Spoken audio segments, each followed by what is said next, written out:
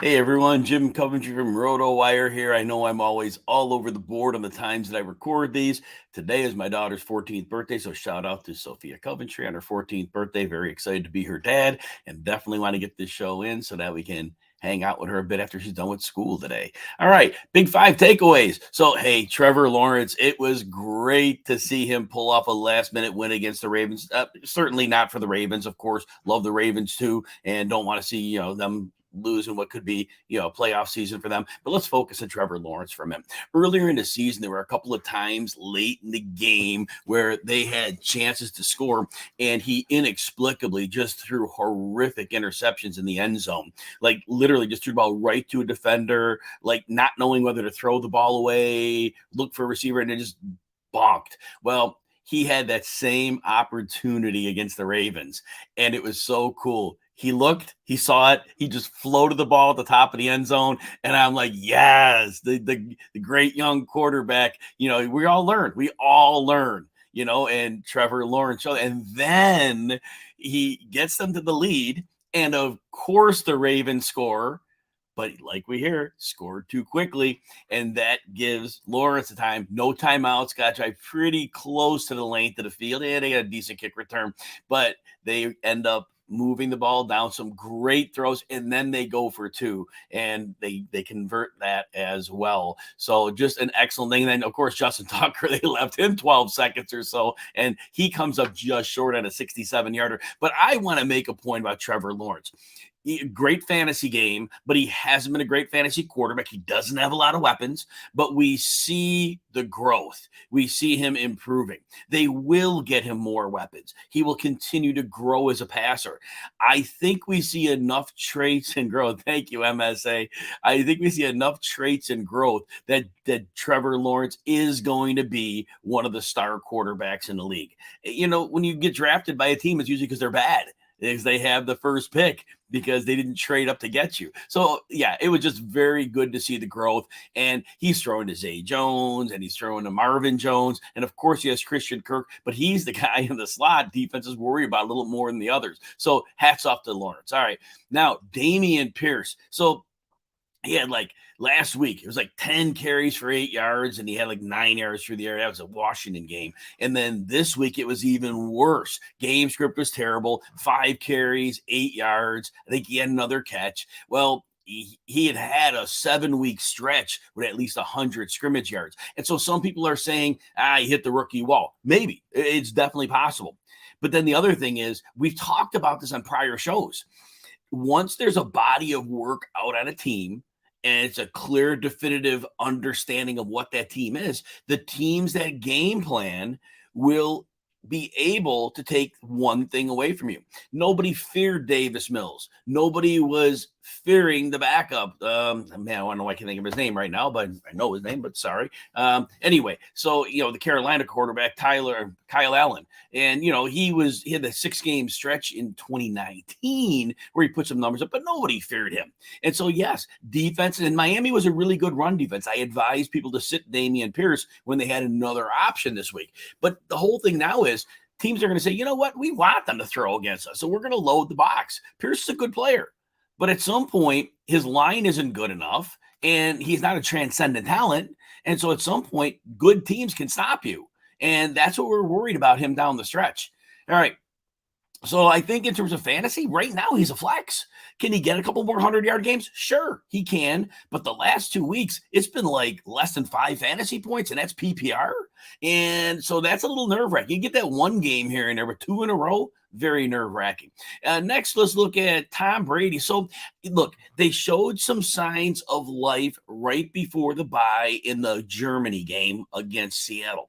Now, in that game, we learned some things, right? Seattle had been a horrible defense early in the year. And in week 2 or 3, when they played the Lions, were 90 points scored in that game. I was talking about, man, pick on a Seattle defense, pick on the Lions defense. That's going to be the ticket this year.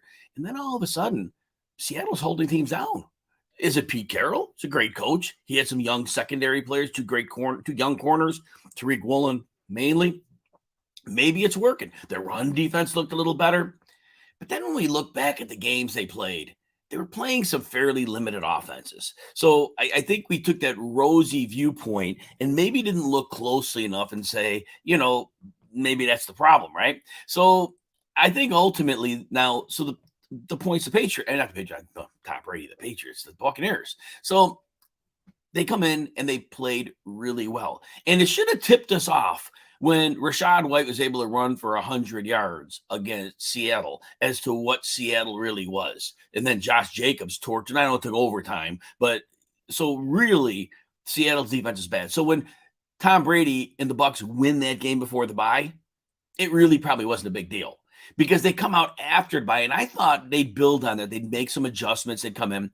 Realistically, all they have right now is Chris Godwin. And Tom Brady threw, and I'm guessing, I didn't see the air yards number. It had to be 200 air yards to Mike Evans. And there was one called back by the penalty and one, the other was incomplete, so it was still counted for air yards. But it would be 200 air yards. And it was a backup corner he was facing the whole game. Every time I saw it, it was him on the backup. And nothing. It was like 20 yards. I bet a prop on Evans. Well, you tell me ahead of the game, Mike Evans to get 200 air yards against a backup corner. You got to bet that all day long, right? Didn't come close. But my point isn't just sour grapes. It's literally that the Bucs can't get things done right now. Now they hung in, got to overtime, lost to the Browns. And we saw for fantasy, Rachaad White catch 9 checkdowns. That was nice. But they didn't run the ball well at all. And that Cleveland is one of those 3 or 4 run defense that's horrible. And they couldn't get it done there. So that game against Seattle was a fluke. They're still running the ball way too much on early downs. They're putting themselves in obvious passing situations. And right now, their offensive line, and they just lost their left tackle for 2 to 3 weeks, Tristan Wirfs, and that they're in trouble. So this Buccaneers team, they probably make the playoffs because they're in the NFC South. So they probably clinch a spot there at some point in time. This is not a good football team right now. So very, very concerned about that. All right. So in terms of fantasy, so Evans, look, he'll be boom or bust. He'll have games where those plays work, but based on yesterday, it was very, very concerning. Brady right now, he's kind of a matchup option in 12-team leagues. If you have a good backup, you're considering those and looking at the matchups each week. Amari Cooper, he's had a few games where he's just disappeared. Some of that is probably playing with Jacoby Brissett as a quarterback. There were probably games where, when he was maybe a little more bracketed and Donovan Peoples-Jones was more open or David Njoku, they just went the other way. Because there are games where Cooper had 3 targets, 4 targets, and it doesn't make sense. But he has a lot of double-digit target games, and he has come up big. He's got like 94 yards in 3 of his last 4 games, and in most of his last 9, he's got at least like 70 yards. So he has just been getting it done. And now Watson comes in at quarterback. Now, apparently, I had read something that Cooper is living near Watson. They've been working together. There's chemistry there already. Now, I don't know if Watson comes back rusty. He played some preseason and looked rusty then. He hasn't played a real game in forever. And it's possible that rust takes over. But if he is anywhere near the peak of his powers, Amari Cooper is going to have a stretch run. And I was talking about in my article that maybe top 12, he could be a top 8 receiver the rest of the way, because if he is getting high volume targets, and he's been very good downfield, and we know that Watson could buy time. And if he buys time and Cooper is like working with that, it could be crazy, the production that they have. And Cleveland's defense gives up a lot of points, so there could be some big scoring games. And Josh Jacobs is next. I don't know how I'm going to rank him outside of the top 8 running backs in any week going forward. I mean, he's got like 81 or more scrimmage yards in 10 of the last 11 games. He's getting like 20 plus carries in most weeks. He was over 30 yesterday. He had that 3 insane weeks of dominance where he really went off. But his floor has been ridiculously high. And think of what running backs are actually cashing the checks this year. It's a small number. Nick Chubb, to a degree, Derrick Henry, his rushing yards per carry has been awful. We'll talk about him in a minute. But really, Jacobs has had one of the best floors, and his ceiling rivals most of the other guys. I mean, at this point, last 3 weeks, you're going to play him over Christian McCaffrey? Yeah, maybe you will, right? McCaffrey has not been great the last 3 games, but that's another story for another day. Not going to talk about McCaffrey today. Maybe unfortunately for some. Derrick Henry. So the beauty of Henry is he's figured out so many ways to get things done. Against Green Bay, he throws a touchdown pass. And then yesterday, he catches a 70-yard pass, does fumble the ball away. Unfortunately, the team falls on it, and they do get a touchdown that way. But he has been bottled up. Back to our discussions in previous shows, teams are taking things away from one-dimensional football teams. Ryan Tannehill had 2 great games coming in because teams sold up to stop Henry, but teams will take that gamble, I think, all day long because there's plenty of games when Tannehill will be off, and they didn't get it done yesterday. And Henry has been less than 3 yards per carry over the last 3 weeks. Denver held him down. And even though he had like 80-something yards against Green Bay, it was 28 carries to get there. And again, very poor yards per carry yesterday. So this is what we're going to see. Now, Henry still gets it done for fantasy, like I said. And could Henry go on a stretch out of tear? Look, I've already been the guy to say I thought he might be aging, and I'm not going down that road anymore. Derrick Henry has proven the best of them wrong. So I won't say that he's not going to go on a bender to finish the season, but he's still a strong fantasy option, even though they're holding him to less than 3 yards of carry. He's getting targets and he's getting red zone work, and it's going to be hard to put him outside of the top 5 running backs in any given week. And when you're getting 28 carries in some of these games, even if you're getting 3 yards of carry, that adds up too, right? Garrett Wilson, let's talk about the Jets next. So Garrett Wilson got a quarterback change. Now, he had 2 good games with Zach Wilson out of the prior 3. It was the horrible train wreck game against New England where nobody did anything. He threw for 77 yards, but he had like a 92 and a 115 in the prior games. Well, he gets back in there and he gets, now the Chicago, understand this. Chicago was down 2 secondary players. Now they were down Brisker. They were down Kyler Gordon. And then Eddie Jackson got hurt during the game. Chicago has no pass rush. So it was an ideal storm for that offense and for Mike White, because Mike White is, kind of gets nervous and dumps the ball off quickly. Didn't have to worry about that here. So Garrett Wilson does just fine in a 2-touchdown big game here. He's got at least 92 yards in 3 of his last 4 games. Clearly a superstar player, clearly worth the draft pedigree that he had. And I'm not going to go out and say Mike White is going to be, the big deal guy here, because we cannot discount the matchup with Chicago. Look, I liked Mike White this week, and I should have recommended him in DFS. It was silly that I didn't, probably because I did my article a little before I realized that both Brisker and Gordon were out. But nonetheless, that was probably the way to go there. And then, of course, with Carter going down with the ankle sprain, they're probably going to throw even more. So anyway, right now, we're going to play the matchups with Garrett Wilson. Right now, we're tentatively saying top 30 receiver going forward, but understand, if there are matchups where Mike White is under pressure, he is going to dump a lot to the running backs and the tight ends. So we've got to be cognizant of that. But again, I'm not disputing Garrett Wilson's talent, because he is a star player and is going to get better for him soon. Jeff Wilson. So here's where we talk about it. Another prop that went south for me. I went over 4 in props yesterday. Honestly, everything that I set up was the way it should be. Like, let me talk about Babs from McCaffrey. McCaffrey was over 4.5 targets. He had 4 catches in the first half. He got injured and missed the entire third quarter. And by the time of the fourth quarter game, they were taking it easy with him. And then they kind of ran the clock out. So that was a bad beat. And then the Jeff Wilson, he missed like a quarter of the game with like an undisclosed calf injury. Apparently he's fine. But anyway, he wasn't getting yardage anyway. And so here they're playing the Texans. Texans, again, catastrophically bad run defense. And of course, I'm saying they're not going to stop the run, because why would they load up stop Jeff Wilson when you got to worry about Tyreek Hill and you got to worry about Jalen Waddle? Jeff Wilson couldn't find an ounce of room to run after having chasms of space to run against in tough matchups in prior weeks. It's just one of those games, right? I think sometimes, we always can't quantify the mental aspect of the game. And I don't think the Dolphins had a 30-point lead in this game, right? They didn't come out sharp. They knew they won that game before they went out there. And I think they played like that. And, again, you think 30-point lead, they were sharp? No, they weren't. It was just that they were so much better from a physical aspect over them that was where the problem lied. So anyway, Wilson does, he doesn't cash a check either there. So let's get to the Bears now. So David Montgomery had a 100-yard game in week 2. And then Khalil Herbert became a thing and was, playing very well and taking a lot of work from Monty. Well, now Herbert's been hurt and he's missed the last 2 games. Well, guess what? back to over 100 combined yards a game for 2 straight for Montgomery. So look, Montgomery right now, even in bad matchups, which he had a bad matchup yesterday, he is going to get plenty of volume. He's going to flirt with 100 combined yards every week. So especially in PPR leagues, where you get a few catches a game, he is a top 20 running back as long as Herbert misses time. So continue to pencil in it. When Herbert comes back, though, I assume if he's healthy, it's going to be back to where Montgomery's getting about 60 yards a game. That's a vast difference. James Conner's next. James Conner has, he had an easy matchup yesterday. We called that. We talked about it.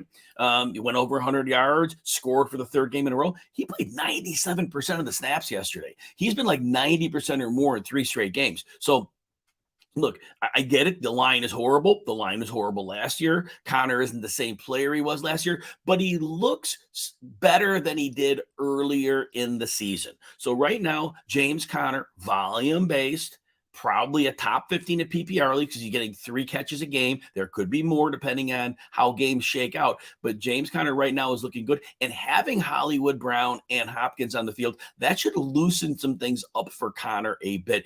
Some people were talking about Hollywood Brown being on a snap share, and I hadn't heard that anywhere. And I was treating lineup questions as if that was the case. And he played 97% of the snaps. So there was no snap. If the snap count was 3% of the snaps off, then that was it. But he played a full load. And he got 8 targets. Didn't have a great game, but he was fine. Anything that didn't happen wasn't his fault. It was one of those variance games, but he was fine enough.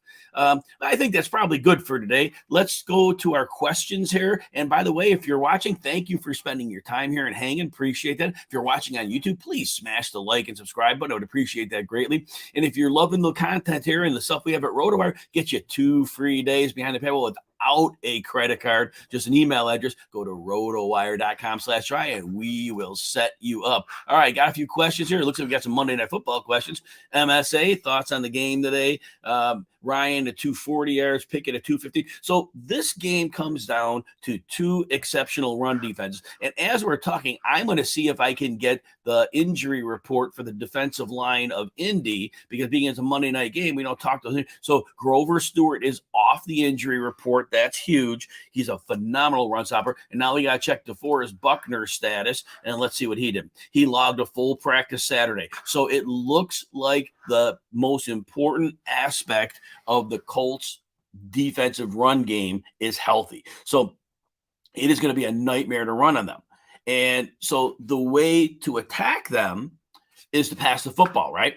And so that's what Kenny Pickett's going to have to do. Now, the Colts play a good zone. The Colts aren't going to give you a lot of explosive plays when you don't have a quarterback without a Superman arm. So there's not going to be big passing plays here. And Deontay Johnson is just a little possession receiver right now. I mean, little in size. I mean, just little in production. And he hasn't been getting production. And it's been very problematic.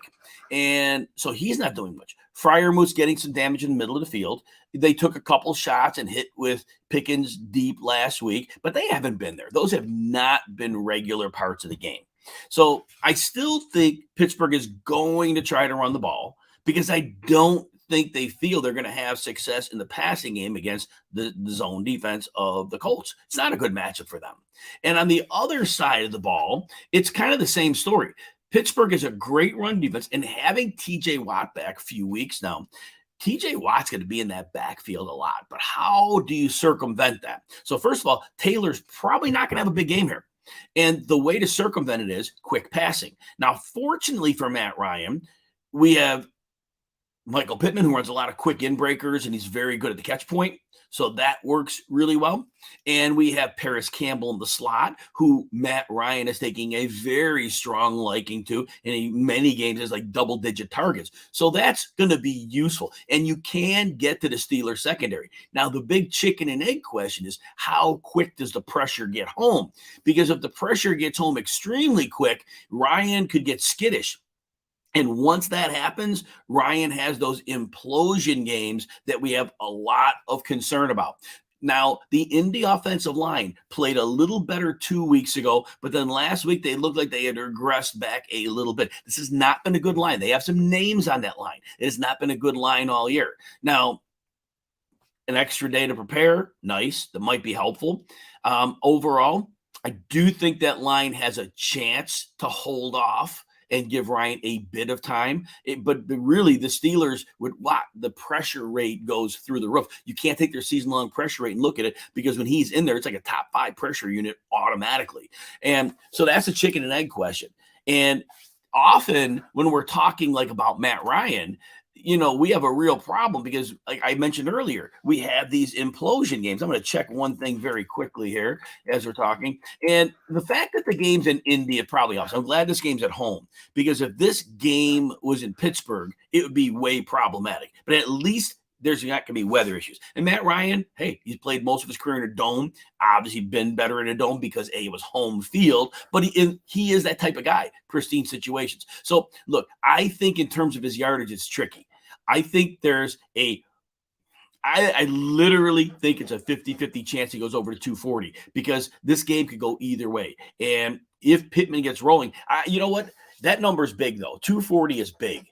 And so honestly, I think there's a low volume, low scoring game. And I don't think they're going to have to throw at some point. There's going to be a lot of punts in this game. So actually, I'm going to say Ryan ends up with 225 yards, because I'm thinking it through. If Pittman gets 80, that'd be a good game. Even if he gets to 100, but 80. And if Paris Campbell gets 65, 70, man, we're only at like 140. And what's left, right? It's not like he's connecting the Alec Pierce anymore too much. So that number's got to go. I don't know where the numbers come from. And Kenny Pickett, it's an interesting one here too, because that number is like low. But again, if he doesn't make a connection or two deep to Pickens, which I don't think against that zone is going to be there, I don't see where the yardage comes from either. It's like 40 yards to Deontay Johnson.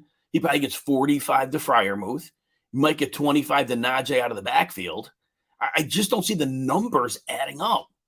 And so to me, this looks like a low-scoring game. This looks like a 16-13 game, a number of field goals, a lot of punts. So to me, that looks under. And Randy, curious. And here's what I hate. I had the Latavius Murray under on the prop. He breaks a 52-yard run. I don't think he's had a run of over like 12 yards all year, and I can't quantify that. But literally, it was one carry. The rest of the game, he said he was stuffed. He's washed. But nobody touched him on a 50-yard run. So I hate betting unders on props, because when you do, it takes one fluke play, and that play like always happens when you bet the under, right? Jonathan Taylor should be under. And Najee Harris should be under because of these run defenses. But Jonathan Taylor is always potentially able to break that 40-yard run and break that. But do I want to bet an over on him? Oh, I don't want to bet an over on him. If there was a player who's going to go over the yardage total, it'd be Pittman. Pittman has a good cornerback matchup. He probably gets 8 to 12 targets. He's the player to identify as an over candidate. Freiermuth in the middle of the field would have a good chance of having 55 yards in this game. I could see that definitely happening. Again, Pickens would be an underplay, but they're going to take 2 or 3 deep shots. But if one of them connects, or 2 of them, he goes over. And so I don't like that. Game script wise, it would be so. You don't even want to bet on carries, because the rushing attempts is a good prop to attack sometimes as well. And you would think Jonathan Taylor over, because even if the game stays close, either they're punting, they're going to keep running him into the line. So I would say, like I said, I can't see the math on the quarterbacks going over those kind of yardage. I could see Pittman having catches, but this is like such a grinded out game. And this would lean to unders. And as I'm repeating myself, the one play that we go against that player and he breaks something that kills an under. And that's always the problem with betting those. All right, Randy, I think I got you on that. If there's any specific other question, I'll answer them about a specific player. I can tell you about any player in the game. Sneaky ads. So if your trade deadline is coming around, shortening your benches always. If you have like a good bench and you're not going to be starting those players in the fantasy playoffs and you want to swing for a title, package 2 players to get one better one to make your starting lineup better and sacrifice something from your bench. That's a good strategy. I still think Mike Boone is worth a flyer if he's on your free agent list. I think that Mike Boone could be a big deal. I've said Murray had the one run. He's washed. They know he's washed. They can't watch him and say he's a good running back. Mike Boone has burst. He has to get in the mix. I know Marlon Mack, who's been on 3 teams this year, he's not the answer. So I'm taking a flyer on Mike Boone. Give him 2 weeks and see if he does something. He's on your bench, and by the fantasy playoffs, if he pops, you use him. And so that's a possibility. And who's Josh Kelly. They eased him back from an injury yesterday, and he did get a few catches. He was claiming that not starting role. How Eckler's the starter, but they wanted somebody to get 12 to 15 carries. That's what they've wanted since last year. And Spiller ain't getting it done, and they deactivated Michelle. But I think with Josh Kelly was on that path. He looked, first 2 years, he was terrible. He looked really good. And then he had a high ankle sprain, but he played yesterday. He could be a player to add because if he's going to get 12 to 15 carries a game, he has real fantasy value. They get in the red zone a lot. And Matt, thanks for that question too. Appreciate it. So that's kind of, if there's any more specifics, those are the players I kind of identified here. I do see this being a low scoring game. There aren't many paths that this one goes off the rails. Anytime you play, if you say the game played 10 times, two of them would go nuts because there'd be turnovers and craziness. But I think they played this 8 times out of 10. Yeah, this game's like under 35 points. It's just not going to be much scoring here. Hard to fight. All right, everybody. Thanks for hanging with me. Have a great day, and we will talk soon.